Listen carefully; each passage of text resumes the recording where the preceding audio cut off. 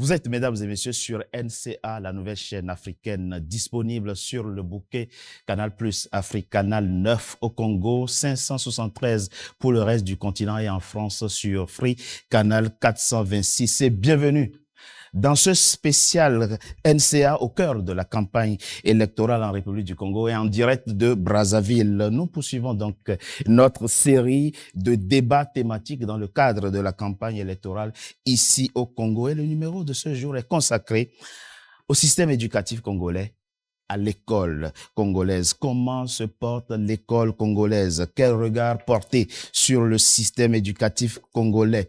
Quels sont ses mots? Quelles solutions le pouvoir apporte-t-il et quels seront les défis prioritaires du prochain président en ce qui concerne le système éducatif congolais?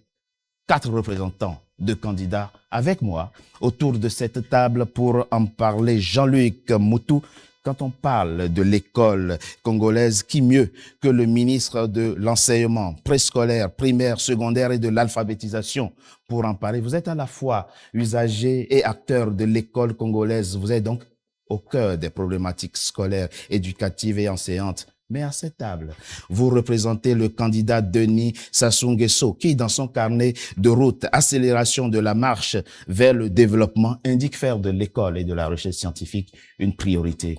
Mais on en parle au cours de cette émission. Merci, Jean-Luc Moutou, d'avoir accepté notre invitation. C'est bon. Patou Malombi, vous êtes expert socio-anthropologue et vous représentez à cette table le candidat dit des mécontents, Vivien Romain Manango, l'homme qui pense que tout est à refaire au Congo. Vous êtes par ailleurs le directeur exécutif national de l'association Yémini Santé et secrétaire général de la plateforme des ONG et associations de lutte contre le paludisme. Merci à vous également d'avoir accepté notre invitation pour partager avec nous votre réflexion sur l'école congolaise. Merci. Christ-Antoine Walembo, vous, avec le candidat Destin Gavé que vous représentez à cette table, vous voulez transformer structurellement le Congo si les Congolais vous font confiance les 12 et 15 mars prochains. Mais que prévoyez-vous concrètement pour le système éducatif congolais, pour l'école congolaise? On en parle au cours de cette émission. Merci, Monsieur Walembo, d'avoir accepté notre invitation. Jocely Espoir Kisangou, le professeur de philosophie que nous avons avec nous à cette table, il serait impertinent de faire une émission sur l'école, sur le système éducatif congolais sans la présence d'un professeur ou d'un enseignant. C'est donc à juste titre que je vous ai invité. Vous représentez à cette table le candidat Ufrem Dave Mafula, avec qui vous voulez aussi changer radicalement le Congo. Mais que prévoyez-vous pour le système éducatif congolais? On en parle au cours de cette émission. Merci. Merci d'avoir accepté notre invitation. Nous sommes au Congo, un grand pays, par ses hommes, même si les Congolais eux-mêmes l'oublient souvent. Comment commencer une émission sur l'école congolaise sans rendre hommage aux dignes fils et aux dignes filles du Congo, produits de l'école congolaise, et qui ont fait et qui continuent de faire la fierté du Congo, de sa littérature, la fierté de l'Afrique. Permettez-moi, mes chers invités, de convoquer à cette table et dans cette émission des produits de l'école congolaise. Je pense notamment à Chikaya ou Tamsi, à Soni Labou Tansi, Henri Lopez, Guy Menga, Sylvain Bemba, Mukala Kadima Nzuji, Massim Edebeka, Hachem Tem Kawata, Emmanuel Dongala, Jean Malonga, Jeannette Balou Chichel, Gabriel Okunji, Noël Kodia Ramata, Emeraude Kouka, Alain Mabankou. Je suis essoufflé. Comme vous le voyez, toutes ces personnes que je viens de citer sont des produits de l'école congolaise. On pourra tout dire dans cette émission, mais on retiendra que le Congo a offert à l'Afrique des intellectuels de haute volée. Il était important de commencer cette émission par rendre hommage à ces Congolais qui font la fierté du Congo et de l'Afrique. Monsieur Walembo, commencez cette émission par une question d'ordre général. Quel est le regard que vous portez, vous qui voulez changer le Congo? Quel regard portez-vous justement sur le système éducatif congolais? De la vie de tous, y compris du mien, c'est un système qu'il faut innover, plutôt rénover, parce qu'il est profondément malade sur tous les plans. Parce que l'école, c'est quoi? C'est aussi les infrastructures, c'est vrai, mais c'est les personnels enseignants, les programmes, et ensuite l'adaptation aux nouvelles technologies. L'école que nous avions faite, ce n'est plus l'école d'aujourd'hui. Vous avez cité là des grandes sommités, donc des produits de l'école congolaise, mais vous avez eu le temps de constater que ceux qui font aujourd'hui la fierté de cette école sont plutôt ailleurs. Et ici, nous sommes au regret de constater que vraiment c'est l'un des pans les plus affaiblis de notre pays.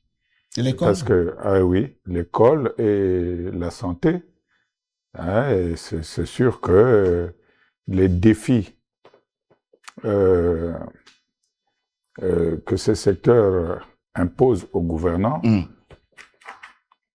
ne sont pas du tout relevés, et nous allons le démontrer ici. Et nous nous réjouissons d'ailleurs de la présence du ministre de l'Enseignement, pour que la contradiction qui sera apportée soit objective.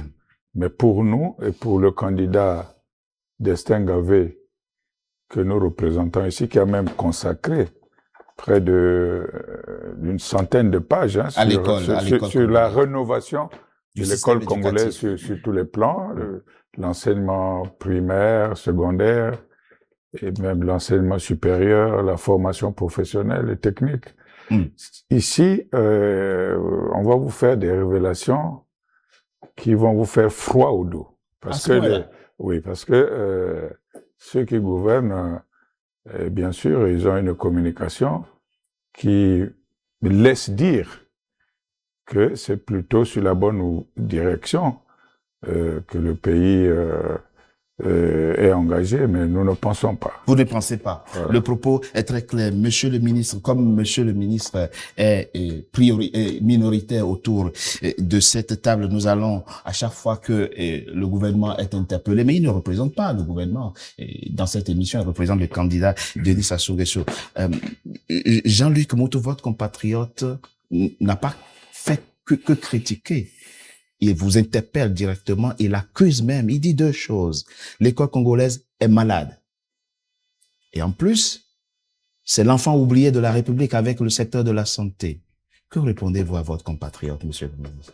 Je voudrais déjà commencer par vous remercier pour cette opportunité que vous nous offrez d'aller un peu plus loin, d'accélérer la marche, pour nous permettre de mettre un point d'honneur sur la vision du candidat président Denis Sassou Nguesso en la matière.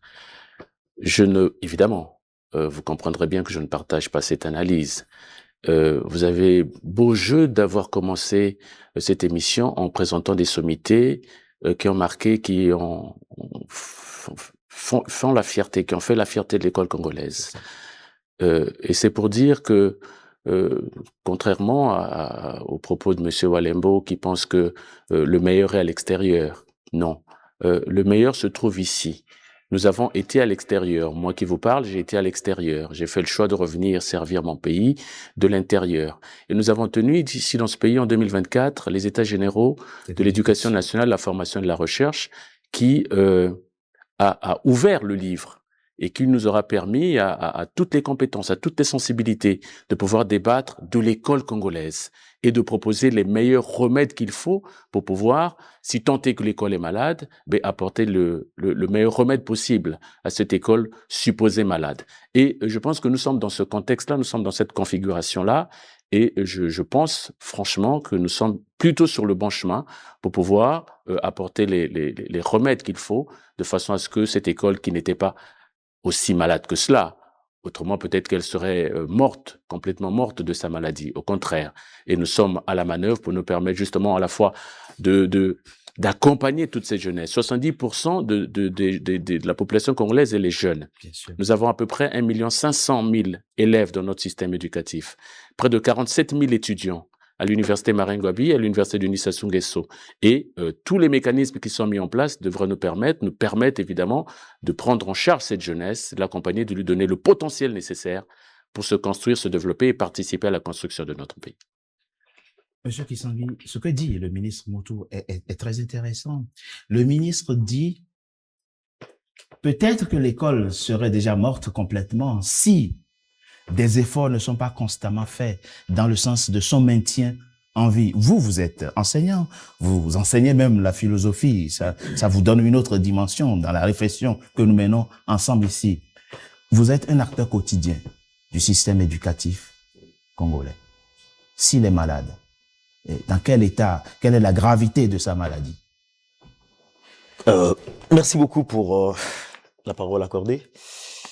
Et je dirais pour cette opportunité que vous offrez à la République du Congo de voir les représentants des différents acteurs politiques venir ici présenter leurs projets et surtout le défendre autour d'un débat contradictoire.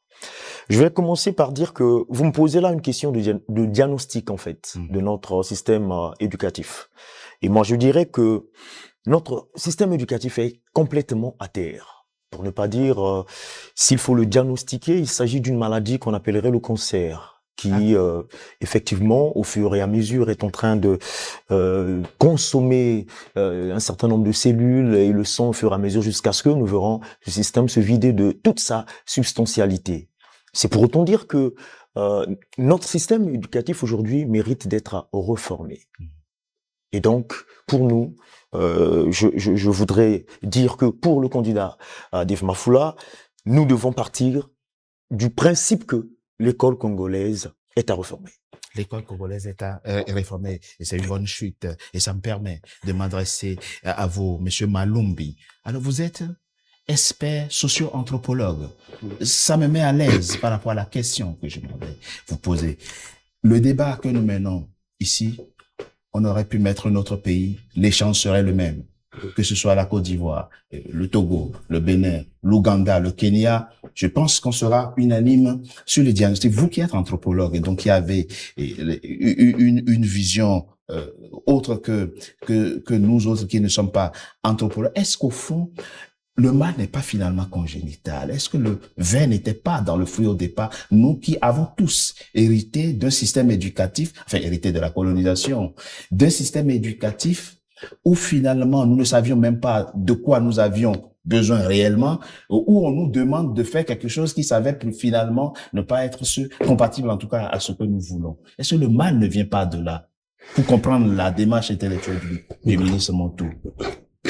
Je vous remercie d'abord de cette invitation.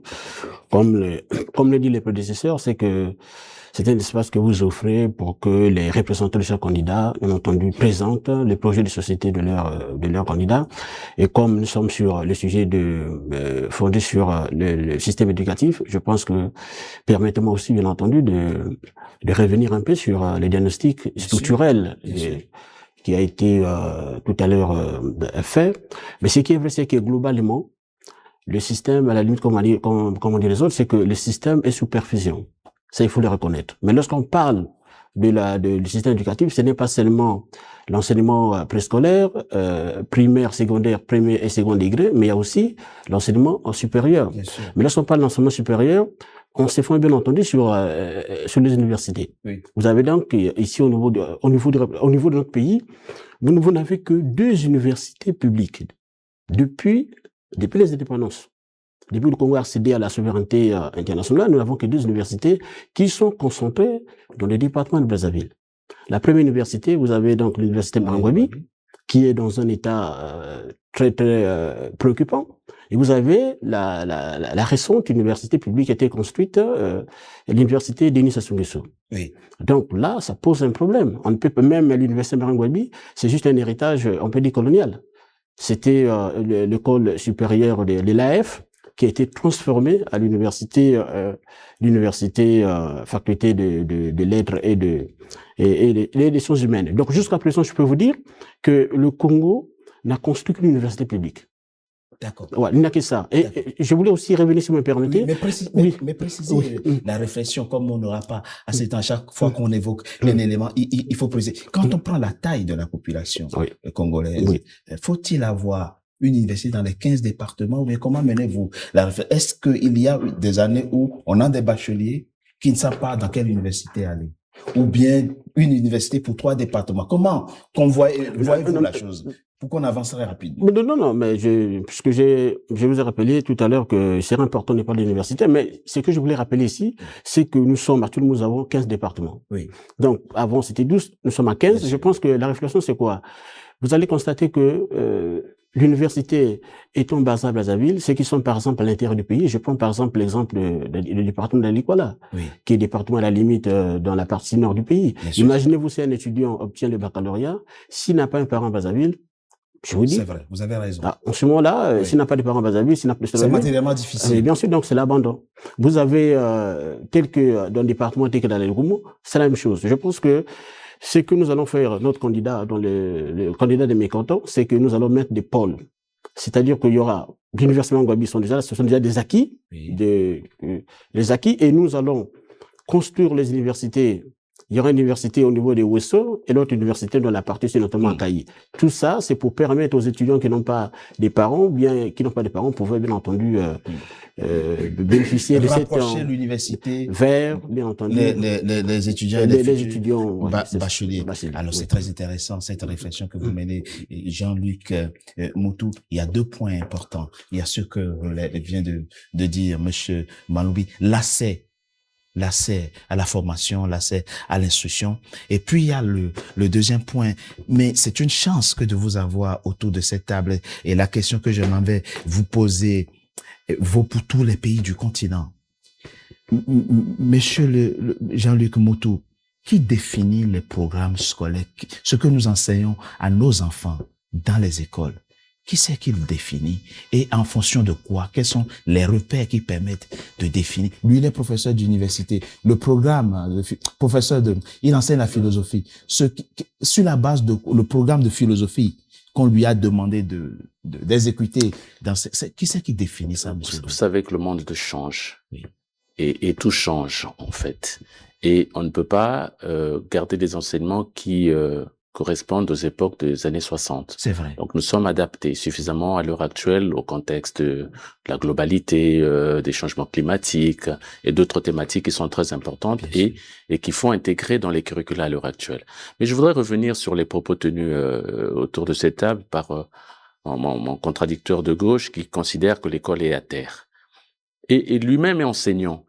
Bon, comment il fait pour participer à un système qui est foncièrement à terre? C'est quand même assez contradictoire, de mon point de vue.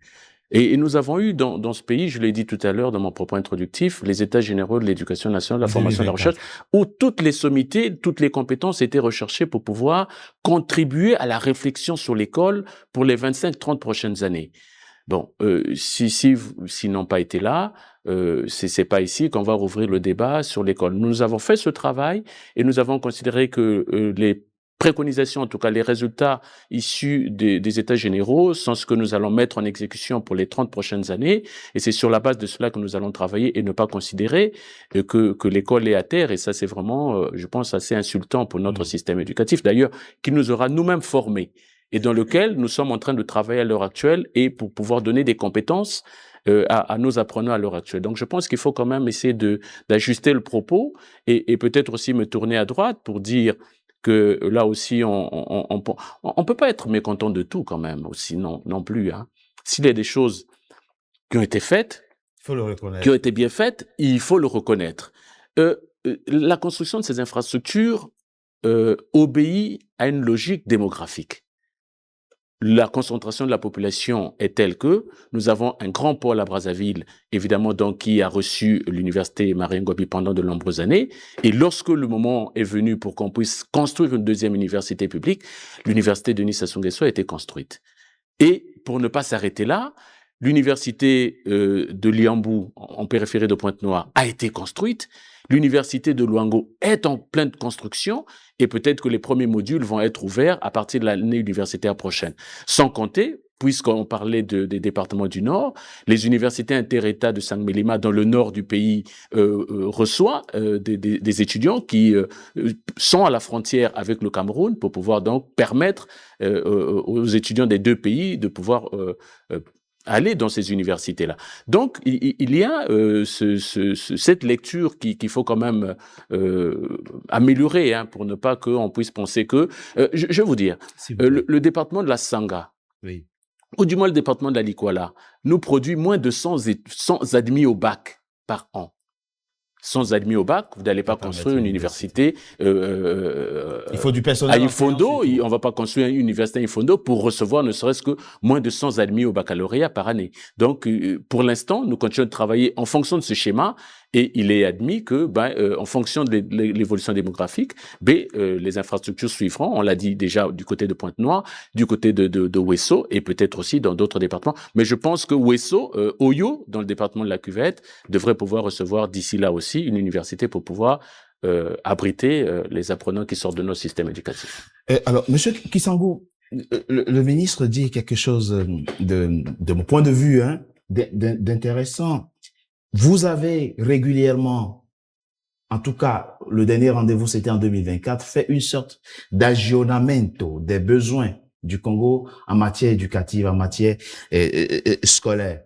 Et donc, vous participez à ce système. Donc, depuis 2024, vous avez ensemble réfléchi à arrêter des recommandations, des solutions pour améliorer l'école pour les 20, 30 années qui viennent. Et vous pensez qu'on s'est trompé de sujet et de solutions en 2024 aux États généraux de l'éducation?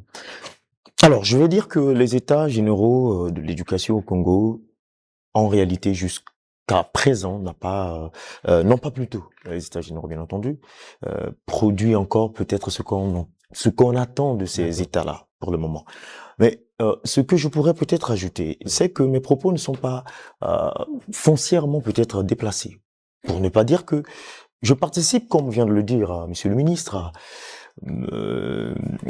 à peut-être certainement, comment dirais-je, dans ce système éducatif. Oui, je participe. C'est lui qui vous fait vivre. Mais vous avez à la fin du mois votre salaire qui vous permet de vivre. Donc, vous êtes... la question de salaire, là encore, il faudrait pas toucher parce que sinon non. que ça ne sera pas beau. Moi, mais je suis pas satisfait de mon salaire, croyez-moi. On n'est jamais satisfait non, de ce qu'on gagne. Mais pas que question de salaire, surtout de comment vous êtes payé.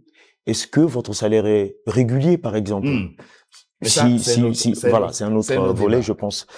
Pour le moment, nous avons des priorités. Moi, je pense. Nous disons que l'éducation, c'est la base du développement humain. C'est vrai. Et en tant que base, il nous faut réaménager ce secteur, toutefois que la société évolue, en fait. Mais jusque-là, notre école n'a pas évolué. Notre école fonctionne sous la base de l'héritage colonial et donc n'arrive pas à faire un sursaut vers la refonte des programmes, certainement qui va conduire, je parle bien entendu de la refonte des programmes, qui va conduire à avoir un nouveau système, plutôt de nouveaux programmes qui seront, par exemple, beaucoup plus axés sur la science-technologie, pour essayer d'apporter un peu plus de jus à nos programmes. Malheureusement, nous avons à la limite des programmes dépassés, obsolètes. Des programmes scolaires et congolais sont obsolètes. Je propose qu'on marque une courte pause. On se retrouve dans quelques instants pour la deuxième partie de notre émission. Tout de suite. NCA, désormais sur Free. Après son intégration au bouquet Canal+ Afrique, Canal 9 et Canal 573, NCA poursuit son développement et vient d'intégrer le célèbre bouquet Free TV, Canal 426. La chaîne panafricaine renforce ainsi son ancrage aussi bien en Afrique que hors d'Afrique. Le développement de NCA, c'est vous, nos téléspectateurs à travers le monde. NCA, la chaîne panafricaine de référence.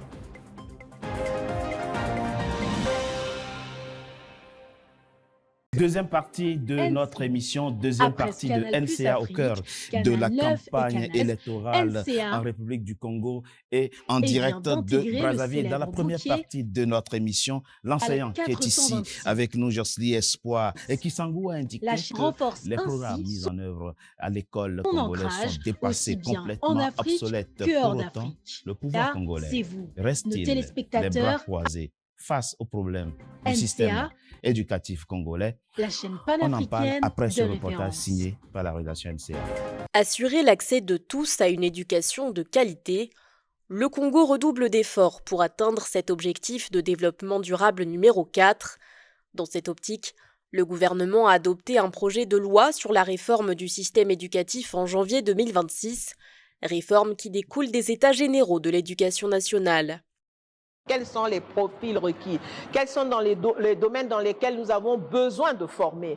Quels sont les domaines dans lesquels on estime qu'il y a une saturation?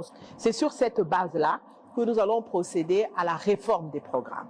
L'alternance est déterminante parce qu'elle permettra aux jeunes non seulement de recevoir une formation théorique à l'université, mais aussi d'aller en entreprise. L'éducation et l'enseignement supérieur, des sujets indissociables de la question de l'emploi. Selon la Banque africaine de développement, entre 10 et 12 millions de jeunes entrent sur le marché du travail chaque année, un potentiel de croissance économique que le Congo peut exploiter à condition d'aligner la formation des jeunes sur les besoins réels de l'économie. Pour répondre à ce défi, les autorités misent notamment sur l'entrepreneuriat. Le service national à l'entrepreneuriat, c'est un programme qui permet de former à l'entrepreneuriat à tous les niveaux scolaires. Ça veut dire qu'on va inclure dans les curricula, de l'école primaire jusqu'à l'université, des notions d'entrepreneuriat. Parce que le vrai problème que nous avons, c'est que non seulement on n'est pas entrepreneur, on le devient, donc il faut se former, mais en plus, la culture entrepreneuriale n'est pas très ancrée en République du Congo et nous devons le reconnaître. Au-delà des discours de bonnes intentions, l'opposition pointe une faille structurelle. Pour elle, l'entrepreneuriat ne se décrète pas, il se prépare dès les bancs de l'école par un apprentissage concret. Et aujourd'hui, nous pensons qu'il faut aller vers la refondation totale de notre système éducatif, notamment en adaptant des programmes avec la réalité actuelle, la réalité du terrain, la réalité de l'emploi. Vous avez des enfants qui commencent de l'école primaire jusqu'au bac qui savent rien faire. Il faut introduire des spécialités techniques. Il faut qu'on soit à la pointe de l'actualité. L'entrepreneuriat s'impose donc comme une piste, mais le chemin reste long face au taux de chômage des jeunes, un taux qui était évalué à 30,5% en 2022 selon la Banque mondiale. Monsieur Walembo, tout s'est parfaitement synchronisé finalement. Et votre ministre de l'Enseignement supérieur a apporté des réponses aux questions évoquées dans la première partie de notre émission par Monsieur Kisangou. Est-ce qu'on peut dire effectivement que, comme l'a dit le ministre dans la première partie de notre émission, des efforts sont faits et après le diagnostic que ensemble vous avez fait? Bon, déjà le ministre qui représente le candidat Denis Sassou Nguesso a tenu des propos qui sont inacceptables. Il considère que le professeur qui représente Dave Mafoula a évoqué, disons, des approches que le ministre considère comme insultantes. Ces mots-là ne sont pas de mise ici. Bon. Et chacun ici donne son point de vue. C'est vrai. Avec les mots qui sont les siens, et je souhaiterais que cette atmosphère soit maintenue.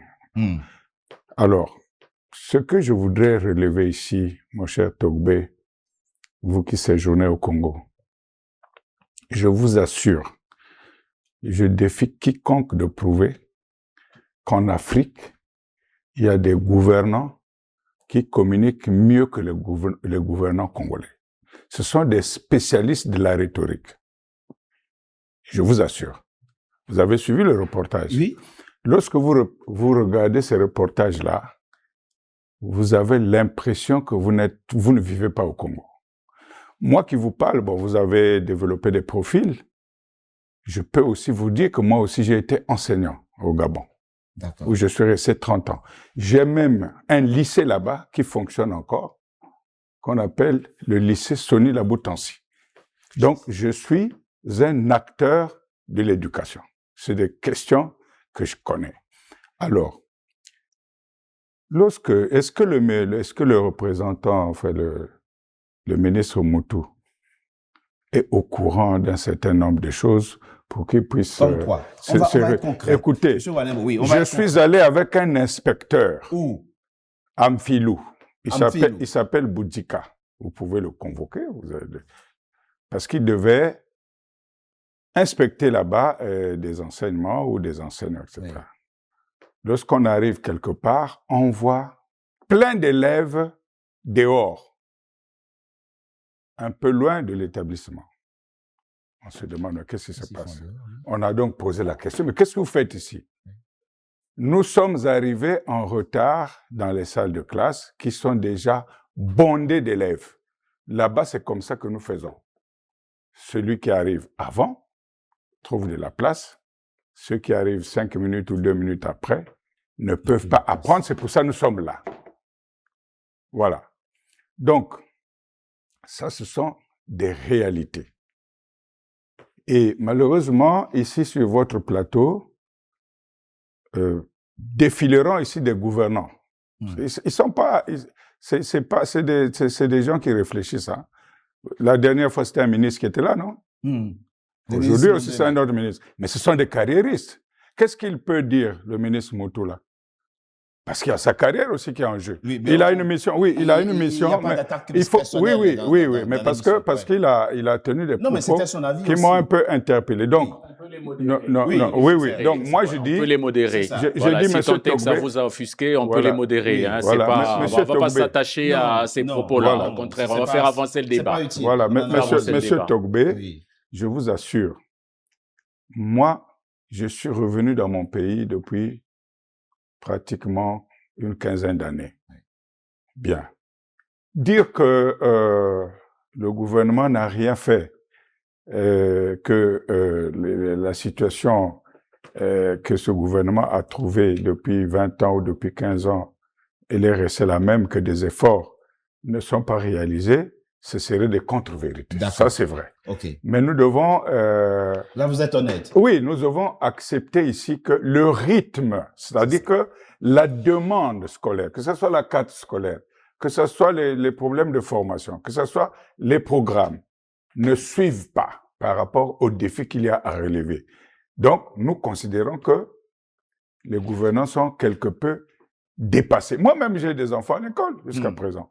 Donc, vous savez qu'il y a des déserts scolaires ici au Congo. Des gens qui n'apprennent pas. Parce qu'il n'y a pas d'enseignants?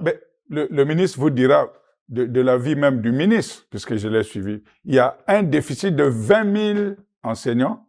Il y a déjà 2 ans ou 3 ans qu'on évoquait déjà ce déficit-là. 20 000 enseignants manquent. Je vous assure. Vous allez, monsieur le ministre, je vous informe.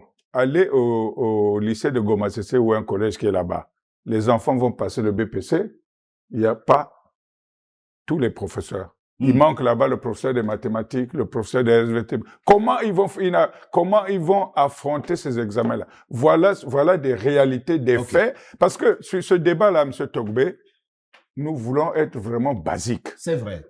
Nous voulons être basiques parce que ça touche vraiment... Voilà, nous voulons vraiment être basiques. L'école a des problèmes d'infrastructure, l'école a des problèmes de personnel et l'école a des problèmes de programme. Parce qu'effectivement, comme a dit le représentant de Vivien, ou même mon candidat Ngavé, il faut adapter, n'est-ce pas, les programmes à la réalité. Mais je vous assure que vous savez que parlons maintenant de l'enseignement supérieur, vous savez qu'il y a des étudiants de 2025 là, qui devaient aller à l'école en 2026, à l'université. Et qui n'ont pas encore ils sont là. Mais alors, ils sont là parce que les grèves se sont déclenchées depuis novembre. Ceux qui ont des moyens pour scolariser leurs enfants, ils les ont mis à profit pour ces enfants-là apprennent, mais les autres n'apprennent pas. Il y a des vrais problèmes structurels, financiers, didactiques. sur l'école congolaise, mais malheureusement, les gouvernants qui ont la mission, malheureusement, de venir vendre le projet du candidat sortant, vous diront le contraire, alors que c'est des Congolais. La problématique, elle est complexe, Voilà. M. Walembo. C'est des Congolais. Vous qui êtes enseignant, du moins qui avez été, Oui, bien sûr. Qui avez été enseignant, avant qu'on avance très rapidement, Oui. qu'est-ce qui explique le déficit de la vocation enseignante? Pourquoi les gens ne veulent plus s'engager? Les Congolais, vous me parlez de déficit de 20 000 enseignants dans le système éducatif congolais. Qu'est-ce qui fait que les Congolais ne veulent plus s'engager dans l'enseignement? Moi, je pense que les moyens qui sont mis pour l'école ne sont pas proportionnels. L'enseignant congolais est pauvre. Je ne sais pas combien le professeur qui est là, combien gagne-t-il. On met plus de moyens, n'est-ce pas, sur les corps constitués. Quand vous regardez vraiment, c'est même scandaleux. Parce que ceux qui sont censés donner la formation qui va garantir la pérennité de notre État sont maltraités. Voilà. Mais pourquoi il y a beaucoup de grèves à l'université? Pourquoi il y a toujours des grèves? Voilà. Donc, ça, c'est des problèmes et ce n'est pas la faute du ministre. Ah non, pas du tout. Alors, ce n'est pas la faute du ministre. Il sait très bien que les moyens qu'on met à sa disposition ne sont pas suffisants. Ils ne sont pas de nature à... Et ça impacte sur la qualité du système éducatif. Voilà. Monsieur le ministre, encore une fois, c'est vrai, mais il a l'honnêteté, monsieur Walembo, de reconnaître que le premier responsable exclusif de cette situation, ce n'est pas vous. Mais il se trouve que vous représentez à cette table un candidat qui est donc le premier responsable et qui va être encore le responsable pour les actions à mener à l'avenir. Alors, c'est mentionné ici, hein, l'accélération de la marche vers le développement. Il se trouve que les problèmes sont là. 3 points importants. Infrastructure. Comment se fait-il, monsieur le ministre? Là, il a demandé, monsieur Walembo, qu'on soit basique. Qu'il n'y ait pas dans des écoles congolaises assez de place pour accueillir les enfants. Parce que notre démographie est très importante, parce que le croît démographique est approximativement de 3% an, et vous le savez, et parce que justement, l'investissement en matière d'infrastructure devrait avoisiner les 3% qui correspondent au croît démographique. Et quand on n'a pas fait ça, évidemment, on peut se retrouver légèrement en décalage. Alors, cela ne justifie pas le fait que vous nous avez suivi. L'élément tout à l'heure que vous avez proposé nous permet de voir évidemment que sur l'ensemble du territoire national, là où il y a des grands déficits, les infrastructures sont en train de sortir de terre. On le voit à Pointe-Noire, on est en train de le résoudre. On a construit le lycée de Tiafoumou, on a construit le lycée de 30 novembre. À Brazzaville, on est en train de construire de nouvelles infrastructures qui sortent de terre et on ne va pas s'arrêter en si bon chemin et on va continuer. Et sur les programmes, vous l'avez dit, l'élément nous a montré ici finalement, mais même d'ailleurs le candidat Gavé nous rejoint. Quand il parle de l'entrepreneuriat, il faut adapter, mais moi je l'ai dit dans mon moment introductif, il faut adapter les curricula, les apprentissages en fonction des évolutions du temps. Et c'est ce que nous sommes en train de faire.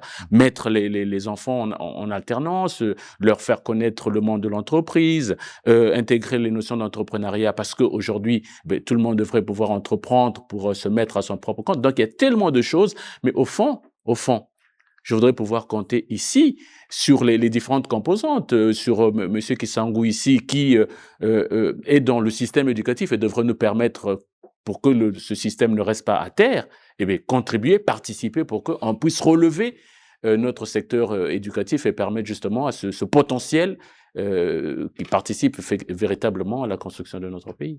C'est ce que nous devons faire. Monsieur le ministre, comment on fait? Vous manquez de 20 000 enseignants. Je sais non, nous ne manquons pas. Non, nous ne manquons pas 20 000 enseignants au sein de notre système éducatif. Nous n'avons pas les 20 000 enseignants qui ont le statut de fonctionnaire. Nous avons utilisé les enseignants communautaires, et qui n'ont pas le statut qu'il faut. Mais nous avons le personnel. Hier encore, nous avons sorti près de 1104 arrêtés d'intégration à la fonction publique. Ça veut dire que les efforts du gouvernement sont en train de se faire pour nous permettre de régler le déficit. Donc le travail se fait. Et nous allons accélérer la marche dans ce sens aussi pour nous permettre une vraie prise en charge de ces élèves, de ces apprenants au sein de notre système éducatif. Monsieur Malombi, ces nuances-là sont importantes parce qu'elles permettent de comprendre la problématique. On sait tous à cette table que les programmes d'ajustement structurel ont interdit pendant longtemps le recrutement dans la fonction publique de fonctionnaires. Ce sont les partenaires internationaux qui ont exigé ça. Alors, ça entraînait le gel des recrutements dans la fonction publique et donc le recours contractuel, etc. Est-ce que c'est une nuance que vous comprenez et qui, ça n'excuse pas, c'est vrai, mais ça, son importance quand même, cette nuance, non? Oui, vous avez raison de le rappeler. Il y a eu, mais je voulais tout simplement rappeler que l'éducation comme la santé sont des domaines de souveraineté. C'est vrai. D'un État. Donc, si on donne des réserves exogènes, comme l'avait rappelé, les programmes d'ajustement structurel, je pense que pour moi, c'est pas justifié. Et donc, l'État a donc cette responsabilité-là, bien entendu, il est garant de l'éducation, garant de la santé. Je voulais revenir sur un fait. On parle des structures, on parle des programmes, on parle de la pléthore, tout ce que vous évoquez ici. Mais je voulais revenir sur la question des bases de l'éducation. Parce qu'actuellement, vous avez ce qu'on attend par la criminalité en milieu, qu'on appelle ça, en milieu scolaire. Vous avez des pratiques, comme nous appelons en sociologie, des pratiques anomiques en milieu scolaire. Vous avez des jeunes gens qui se livrent disons à des comportements permettant l'expression de sexualité. Nous avons vu dans les réseaux sociaux. Et vous avez des comportements des bandits, du système de phénomène de banditisme en milieu scolaire. Je pense que un problème d'autorité d'encadrement. Bien sûr, parce que l'éducation est fondée sur l'instruction et la discipline. Il faut qu'on les rappelle. Alors, monsieur le ministre ici, bien sûr, il peut faire le bilan de tout ce qu'il vient de faire, que les efforts du gouvernement dans ce domaine structurel, mais je voulais qu'il revienne, bien entendu, sur ces phénomènes-là, les phénomènes galopants, parce qu'en tant que socio-anthropologue, ce sont des phénomènes qui devaient aussi interpeller le gouvernement. Comment faire, bien entendu, pour mettre fin, si vous voulez bien, à cette immoralité au milieu scolaire. Moi, je me souviens la dernière fois que j'ai abordé cette problématique-là, le premier accent a été mis d'abord sur la responsabilité parentale. L'instituteur, l'enseignant n'est pas là pour se substituer aux parents. Si les parents n'éduquent pas bien leurs enfants à l'école, et ça fait aussi c'est ça aussi le problème de l'enseignant. De façon générale. Non, mais vous n'allez pas dédouaner, comme l'appelle ça l'État. Mais de l'État. Je comprends qu'il y a des cas de socialisation, des cas de l'éducation. Vous avez la famille, et l'enfant, au lieu de commettre, comme on appelle ça, ces actes, quand j'appelle les actes anomiques, à la maison, il veut le commettre à l'école. Alors, quelle est donc la responsabilité, bien entendu, de l'État? Je pense qu'ici, l'État peut avoir une parcelle, la famille peut avoir une parcelle de responsabilité, mais je pense que la plus grosse responsabilité revient à l'État, oui. Il faut sanctionner, n'est-ce pas? Mais bien sûr, il faut sanctionner. Et rigoureusement. Durement, si vous voulez bien, pour que ces pratiques-là cessent. Voilà ce que je voulais ajouter très bien. À la situation de... Avant qu'on avance, Monsieur le ministre, je tiens quelques chiffres de l'UNICEF qui sont actuels. Ils sont à la fois réjouissants, mais en même temps angoissants.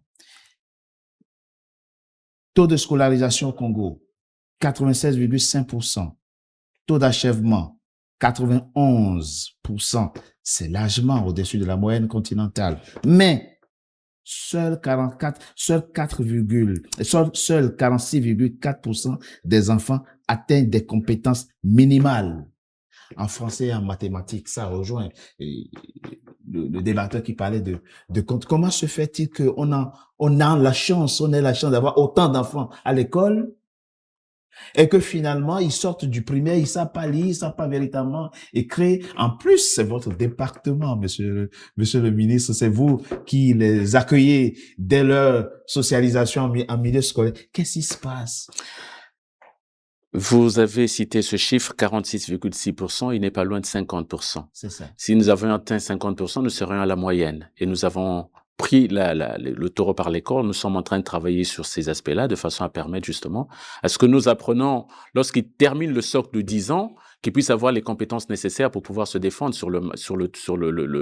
dans le monde, parce que tous les enfants ne terminent pas toujours leur scolarité, mais nous avons ce socle de 10 ans qui est obligatoire.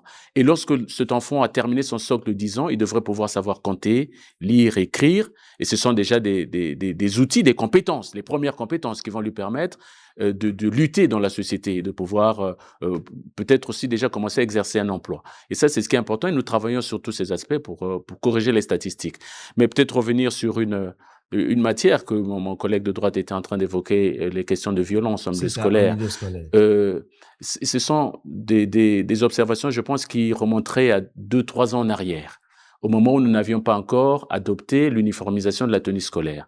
Et tout ça était attaché, tous ces phénomènes étaient attachés au fait que les enfants s'identifiaient pas véritablement dans la salle de classe, pas dans l'école, mais dans la rue. Parce que toutes ces violences qu'on évoque ne se passent pas à l'intérieur de l'école, se passent en dehors de l'école. Lorsque les enfants terminent leur scolarité, lorsqu'ils sont sur le chemin entre l'école et la maison, c'est là que ces violences s'exécutaient. Et nous avons harmonisé la tenue scolaire entre les enseignements primaires et techniques. Et depuis, nous avons des statistiques qui ont fondu comme boule de neige au soleil parce que le problème a été pris à ce niveau-là et ça a été quasiment résolu. Les problèmes, on les connaît. Le diagnostic est fait. Nous allons à présent consacrer le reste de notre émission aux solutions concrètes. Et elles existent. Mais ce sera après une courte pause. À tout de suite. NCA, désormais sur Free. Après son intégration au bouquet Canal+ Afrique, Canal 9 et Canal 573, NCA poursuit son développement et vient d'intégrer le célèbre bouquet Free TV, Canal 426. La chaîne panafricaine renforce ainsi son ancrage aussi bien en Afrique que hors d'Afrique. Le développement de NCA, c'est vous, nos téléspectateurs à travers le monde. NCA, la chaîne panafricaine de référence.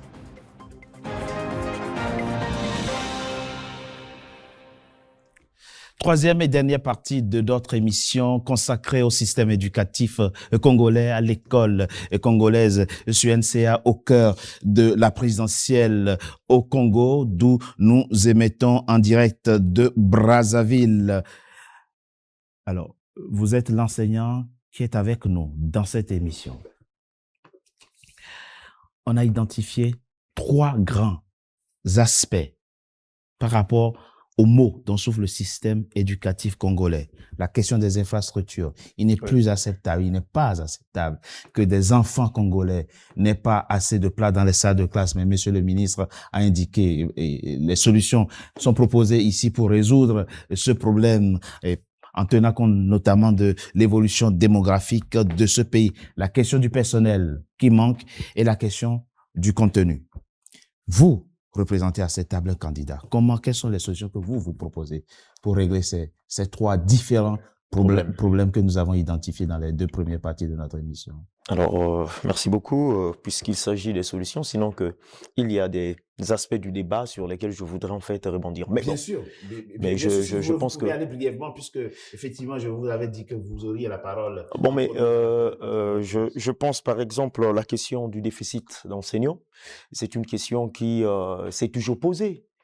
Et quand le ministre dit qu'il n'y a pas de déficit de 20 000 enseignants, mais moi je pense que quand le gouvernement sortant a pris plutôt fonction, c'est le ministre même de l'enseignement qui, bien entendu, avait affirmé cela. Vous parlez d'enseignants titulaires. Je parlerai des enseignants qu'il faut recruter. Donc, manque en fait d'enseignants. Oui, d'accord. Bien entendu. Alors, on est d'accord sur le terme, quand on parle d'enseignants, et pas d'enseignants titulaires. On est d'accord. Oui, bien entendu qu'il faut. Mais qu'est-ce qui se passe en fait? C'est qu'il y a inadéquation entre la formation et le processus d'intégration des enseignants. Quand on dit qu'il y a déficit d'enseignants, par exemple, et que dans nos établissements ou dans les écoles, les enseignants en réalité formés sont remplacés par une catégorie d'enseignants qui viennent apporter appui au système, notamment les enseignants communautaires. Pourquoi? Je veux dire ici que ce n'est pas parce que les enseignants sortis des écoles de formation manquent. Non, nous avons des enseignants sortis des écoles de formation, mais qui ne sont pas intégrés. Pourquoi? Mais moi, je pense qu'il se pose là un problème de restructuration de la fonction publique. Pour regarder surtout l'aspect, plutôt le problème de l'enseignement.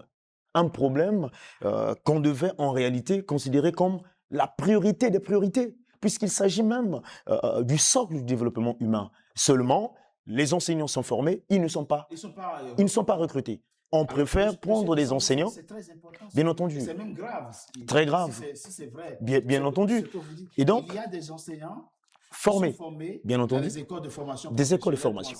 Oui.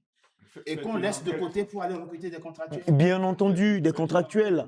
Alors, donc ça, c'est une réalité. Indéniable, indiscutable, puisqu'on peut faire des descentes dans les établissements. Pour vérifier cette question, nous allons rencontrer. Alors, la raison, nous, de notre côté, nous pensons bien qu'il y a absence de responsabilité de la part des gouvernants. Pourquoi je dis absence de responsabilité? Mais parce que il n'y a pas de suivi, notamment plutôt même le respect des accords entre, par exemple, l'État congolais, donc les institutions, et les écoles de formation. Je prends par exemple le cas de l'ENES. Si nous regardons bien au niveau, comment dirais-je, de la charte de l'université Mariangwabi, du côté de l'ENES, nous allons constater qu'en réalité, un enseignant formé n'a de temps de chômage peut-être, ou plutôt en train d'attendre son emploi, d'un minimum de 6 mois. Au plus tard, 7e mois, il doit être forcément intégré. En fait, il doit être après sa formation. Mais cela n'est pas respecté dans ce pays. Combien de temps reste-t-il aujourd'hui sur le carreau? Sur le un enseignant qui... Non, mais un enseignant aujourd'hui, on ne détermine plus le temps. Hein. Il peut, si c'est 16 ans, il a 16 ans, ou même si c'est toute sa vie, il ne sera pas intégré. Il ne sera pas intégré. Donc, je voulais quand même rebondir sur cet aspect-là parce que c'est très important. Bon, mais même ces enseignants qu'on appelle aujourd'hui communautaires, qu'on prend effectivement pour accompagner le système, moi je les apprécie bien. Ils font un formidable travail. Ah, ils font un formidable travail quand même. Oui, mais côté traitement, ils ne sont pas bien traités. D'accord. Ils sont pas bien traités. Et donc, alors nous, nos solutions, nous pensons bien que nous devons reformer le système éducatif. Et cela doit partir, de la réforme d'abord de la gouvernance du système éducatif congolais. Nous avons besoin, et nous savons bien qu'à la tête de ce ministère, nous avons un professeur d'université. Donc, un enseignant, monsieur le ministre lui-même. Et donc, vous relevez de... moi, je pense que bien... non, c'est avec... Attention à ce que vous dites. Bon, mais... alors, bon, mais moi, j'ai dit, c'est... Ah, d'accord. Non, mais c'est... Non, c'est avec beaucoup de respect pour le ministre, puisque c'est un homme de terrain. Et pour ça, nous saluons ce qu'il fait. C'est un homme de terrain. Seulement, quand nous parlons de gouvernance, nous voulons en fait dire ceci. Il nous faut essayer de retirer un peu trop de politique dans la gouvernance des écoles. Aujourd'hui, on a plus de politique, on n'a que des discours, mais il n'y a pas d'action concrète. Et ça, c'est un aspect. Pour corriger donc la question, vous venez de parler des infrastructures, nous proposons dans notre projet, le président Dave Mafoula propose la construction sur toute l'étendue du territoire national de 500 établissements. D'accord. Et sur les 500 établissements. Il faut 500 établissements. Voilà. Et ça, c'est un aspect. Si je prends l'aspect des enseignants, nous devons régulariser la situation des 12 000 enseignants communautaires. Effectivement, parce qu'on ne peut pas remercier ces enseignants. Ah, mais bien entendu, parce qu'on ne peut pas remercier ces cadres-là qui sont en train de servir l'État congolais durant des années, puisqu'il y a de ceux qui sont aujourd'hui à 16 ans, 20 ans, pourquoi pas? Il faut les titulariser. Bien entendu. Il faut les titulariser. C'est important, sinon ce serait une injustice sociale. Ça, c'est très important. Et nous pensons aussi, en réalité, regarder la restructuration de la fonction publique du côté de l'enseignement, regarder entre les retraités de l'enseignement et ceux qui sont formés, dans la mesure du possible, comment faire pour recruter ou plutôt intégrer tous ces enseignants formés. Titulariser en dehors de ça. D'accord. C'est ce que vous prévoyez de faire. Bien entendu, mais je pense que je devais ajouter un autre aspect, puisque il faut dire aussi qu'il y a décrochage aujourd'hui scolaire de la part des enfants. Et donc, le président Dave Mafoula propose une bourse de 30 000 francs à partir de la classe de 4e. pour accompagner, bien entendu, la scolarisation de nos élèves, et même à partir, bien entendu, une bourse mensuelle. Vous l'avez chiffré? Et bien entendu, oui, il y a des chiffres, mais je ne les ai pas sur moi ici, mais c'est chiffré, bien entendu. Et même les sources de financement, je pense que tout cela est déjà, sont déjà plutôt tracés. Et je dis ceci, que je devais ajouter quoi déjà sur la bourse Scolaire. oui, je devais dire oui, de 30 000 francs. Il y a aussi du côté des étudiants, où la bourse est généralement dans les facultés payée à partir de la 2e année. Donc, il faut un succès. Pour la bourse scolaire, faut qu'on avance. Pour la bourse scolaire, pourquoi à partir de 4e? Parce que c'est le point critique, c'est... Alors, parce que pas que la 4e, mais nous constatons qu'à partir du collège, déjà, il y a assez de décrochage.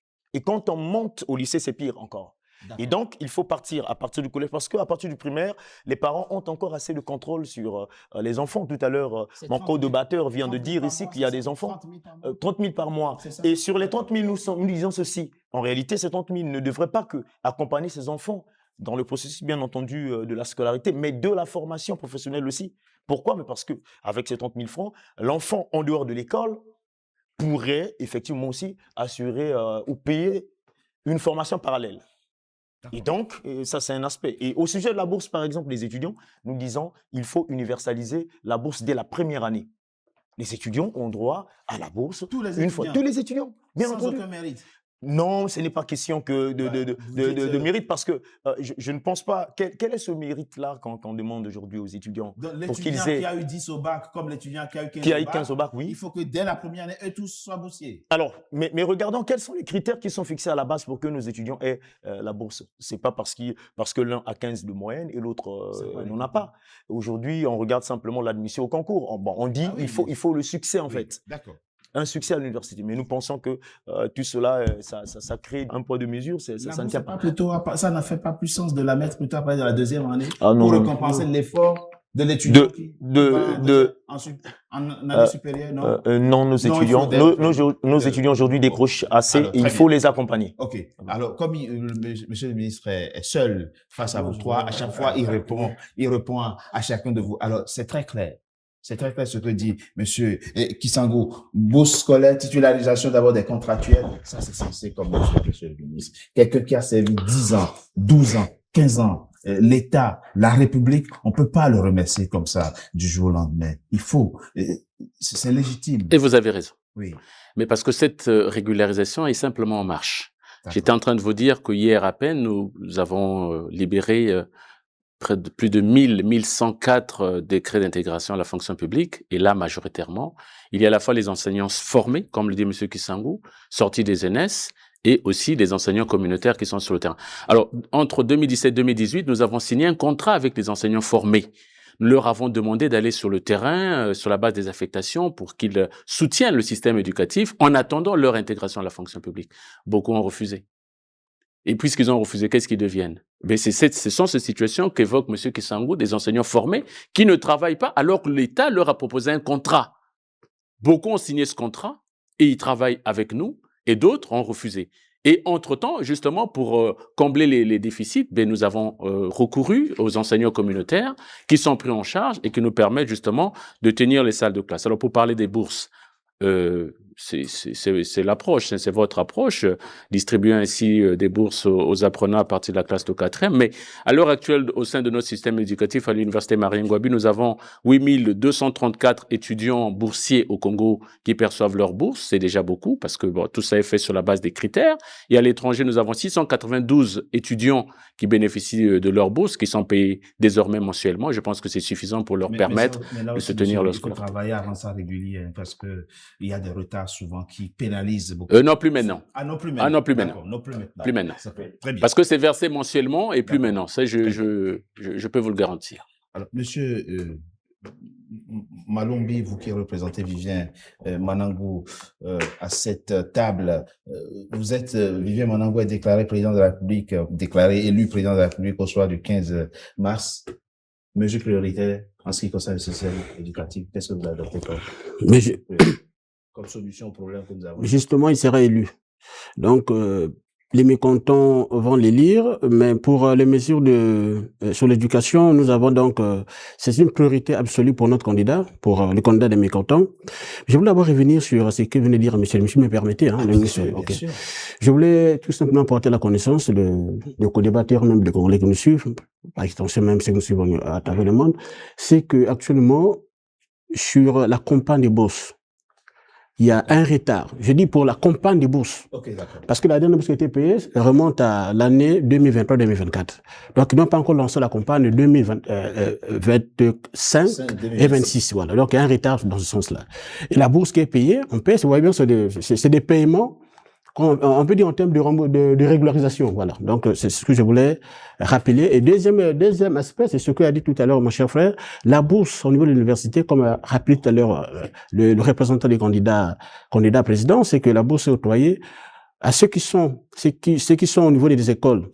Hein, je vois des concours dès la première année. C'est la bourse qu'on appelle la bourse à vocation enseignante. Et ceux qui sont dans les facultés, la bourse est octroyée dès la deuxième année après un succès. Mais il y a eu des mesures qui ont été prises. On appelle ça des exceptions. C'est-à-dire que les étudiants, les bacheliers qui ont le bac avec mention, obtiennent la bourse dès la première année. C'est ça. Et donc, mais ce sont des exceptions. Oui, les exceptions-là ne sont pas légalisées. D'accord. Voilà, donc peut-être, voilà pourquoi le candidat Manango, une fois élu, va donc légaliser ces exceptions-là. C'est-à-dire que l'étudiant qui a eu le bac avec mention, 16 avec mention, c'est-à-dire oui, avec mention, oui. 12, 13, 14, 12, 13, oui. 16, oui. Okay. À sa bourse, mention assez bien, très bien. Il a sa bourse dès la première année. Ça, c'est la première mesure qui sera prise par eux. On voit l'argent pour ça. Mais non, il y a l'argent. Il y a l'argent. Je pense que pour l'éducation, on devrait poser des questions d'argent. Et deuxième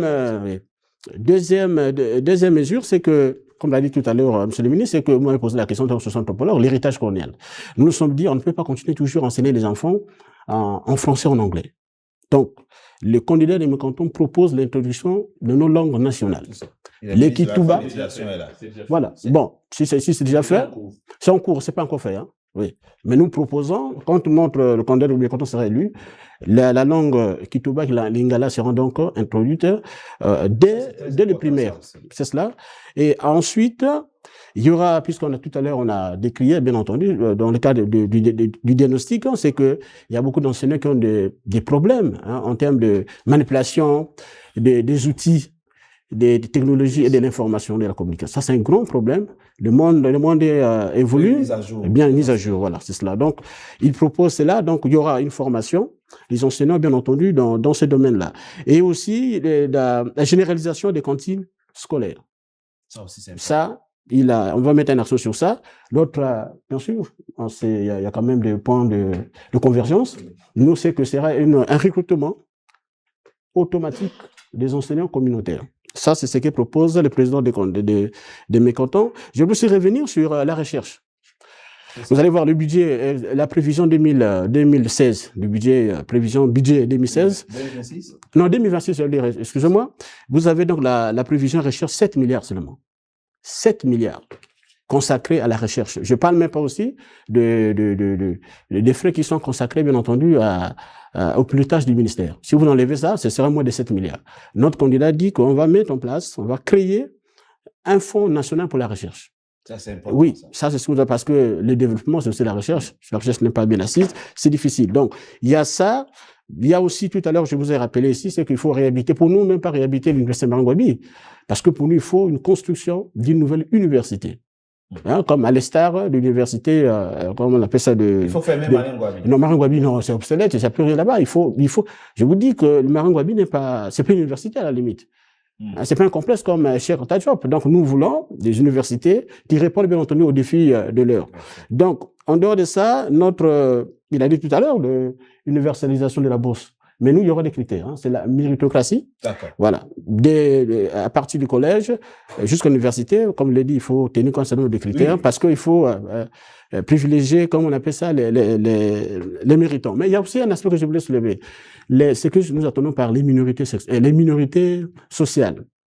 C'est-à-dire que vous avez des personnes malvoyantes qui ont le handicap auditif, visuel, tout ça, mais ils sont à la limite négligés. Il faut des centres spécialisés. Mais bien sûr, pour accueillir mais bien sûr. Ça, le président de mécontent mettait un accent sur ça. Et je voulais rappeler ici, pour peut-être que les autres candidats pourront me laisser un peu de temps. C'est sur, pour terminer, c'est sur l'aspect financier, comme on appelle ça, le financement de l'éducation. C'est le nerf de la guerre. Ici, j'ai regardé un peu le budget 2026. Peut-être que je peux me tromper, monsieur le ministre. L'enseignement supérieur est à 123 milliards. L'enseignement, ce sont des prévisions. L'enseignement technique, l'enseignement primaire, en charge du primaire, est à 141 milliards. Et vous avez technique. Il aurait aimé recevoir plus, c'est sûr. Mais non, bien sûr. Mais je pense, non, moi je pense qu'il y a aussi ce côté. Tout dépend de la manière dont le plaidoyer. Qu'est-ce qu'il fait comme plaidoyer pour augmenter bien entendu cette enveloppe-là? Parce qu'il faut que les besoins soient bien exprimés et il faut convaincre aussi pour que ces budgets. Donc nous allons remonter, si vous voulez bien, relancer,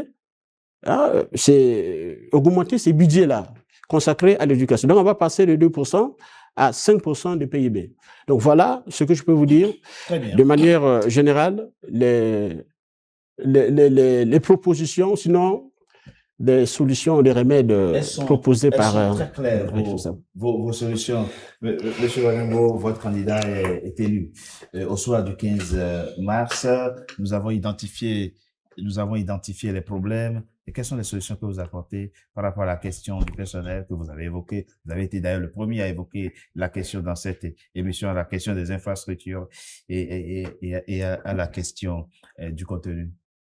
Bon, mais bien sûr, le constat qui a été fait ici a été accepté par tous, y compris par le représentant du président, enfin, de Denis Sassou Nguesso, le ministre Moto.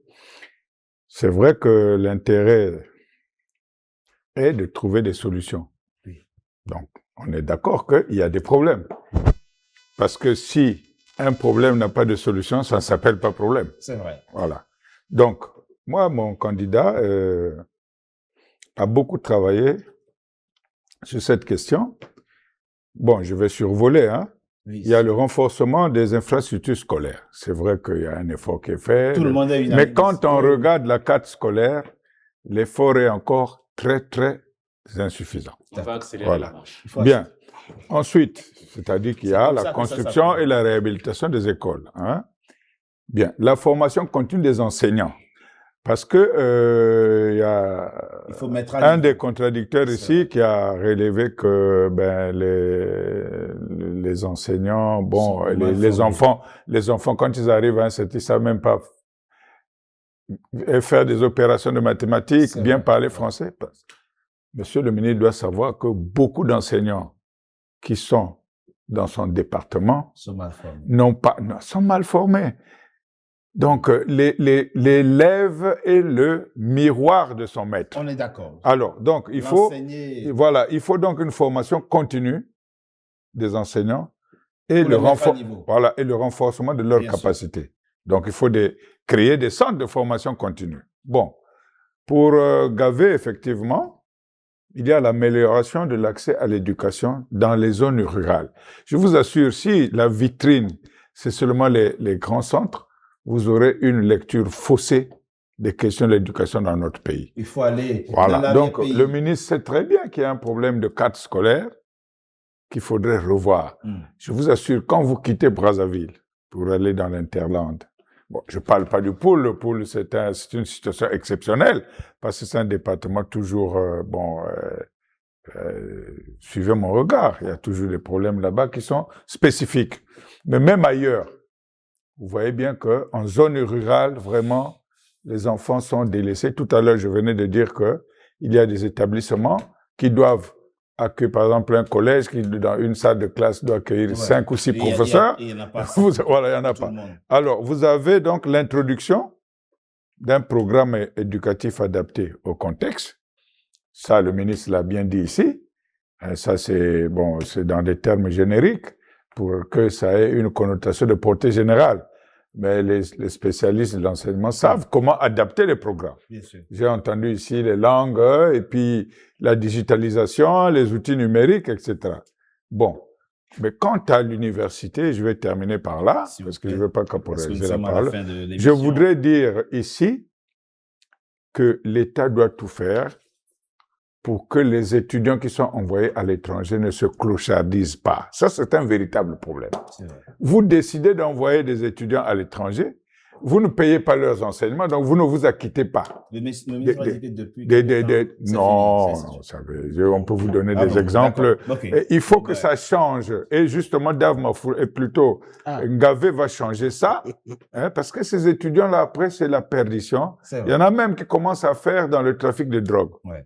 Voilà. Donc, le ministre, bien sûr, est fondé pour dire tout est en train de se faire, tout va se faire. Ici, il faut que celui qui représente le candidat Denis Sassou Nguesso nous donne le bilan. Ce qu'il doit faire après, ça c'est du ressort, bien sûr de son ressort, mais surtout des gens qui sont là pour conquérir le pouvoir. Nous, ici, eux, ils doivent dire ce qu'ils ont fait, et ce qu'ils ont fait a beaucoup d'insuffisance dans le domaine de l'enseignement. C'est pour ça qu'on va accélérer la marche. Absolument. Merci beaucoup. Nous sommes à la fin de cette émission. Quelles sont les solutions? Alors, vous en avez énuméré quelques éléments d'ajout. Bien entendu, nous disons que le Congo est un grand pays. Tout à l'heure, mon co-débatteur vient de le souligner en disant que nous n'avons que 2 universités. Le ministre en a ajouté d'autres. C'est vrai, mais nous n'avons pas évoqué la question des universités techniques dans notre pays. Dans le reportage qui est passé, on a vu que le pouvoir, enfin, je laisse le ministre... Non, mais ça, ce sont des projections, mais moi je pense que ce gouvernement ou ce régime a eu assez de temps pour réaliser tout cela. Mais cela n'a pas été fait. Donc, ce qu'on nous vend, ce sont des discours, non pas des faits. Et nous avons besoin des faits. Voilà pourquoi nous, dans notre projet, nous proposons la construction de 3 universités techniques. Merci. Monsieur Kisangou. Monsieur le ministre, vous avez le dernier mot, nous sommes à la fin de cette émission et j'aimerais quand même, avec vous, monsieur Jean-Luc Moto, que, en concluant cette émission, on prenne le pari d'améliorer la vie des enseignants de ce pays. L'avenir du Congo est dans les mains des enseignants. Pourquoi ne pas partir de cette émission en se disant, allez, on va plaider pour une augmentation de 25% par exemple? On y est déjà. On y est déjà. 25%, oui, du PIB, oui, des finances publiques, sont consacrés à l'éducation de façon générale. Enseignement primaire, secondaire et supérieur. C'est ce qui se fait déjà. Mais vous me direz que c'est pas suffisant parce que quand on a décortiqué ici la panoplie des problèmes qui pèsent sur le système éducatif, eh bien, on pourrait être amené à penser que c'est pas suffisant. Mais c'est déjà avec ces ressources que nous travaillons. Et c'est pour cela, justement, que, le candidat Denis Sassou Nguesso place le capital humain occupe une place centrale dans son projet de société pour les 5 prochaines années. Si au soir du 15 mars, Denis Sassou Nguesso est élu, bien, il va renforcer le recrutement du personnel enseignant, on l'a dit ici, parce qu'il y a beaucoup de déficits encore. Donc, des régularisations vont se faire. On va accélérer la construction des infrastructures, mais pas seulement au collège, au primaire, au lycée, mais également la construction des universités, nous l'avons évoqué. Nous allons accélérer la formation continue, initiale et continue des enseignants. Nous avons un centre dédié à Muyonzi, à l'ENFIS, qui s'occupe de ces aspects. Donc, on va mettre un accent encore beaucoup plus sur ça, de façon à ce que ces personnels puissent avoir les compétences nécessaires. Disponibiliser les manuels scolaires, on l'a pas évoqué. Disponibiliser les manuels scolaires dans nos établissements scolaires et moderniser nos facultés, nos écoles, nos instituts, pour que les étudiants qui accèdent à ces différentes formations dans ces établissements scolaires puissent sortir de là avec des compétences nécessaires. Ici, au chapitre 8 de votre carnet, accélération de la marche vers le développement, vous avez indiqué promouvoir la recherche scientifique, l'innovation technologique et le progrès technique. Vous avez tenu parole. On y est déjà, presque. C'est la fin, mesdames et messieurs, de notre émission consacrée au système éducatif congolais, à l'école congolaise. C'était sur NCA au cœur de la campagne présidentielle et en direct de Brazzaville. NCA désormais disponible sur le bouquet Canal Plus Afrique au Congo, Canal 9 sur le reste du continent, Canal 573 et en France sur Free, Canal 426. Merci d'avoir été nombreux à notre compagnie. Restez fidèles à nos programmes. À très bientôt pour un nouveau débat de la présidentielle en République du Congo. Merci à vous. Merci.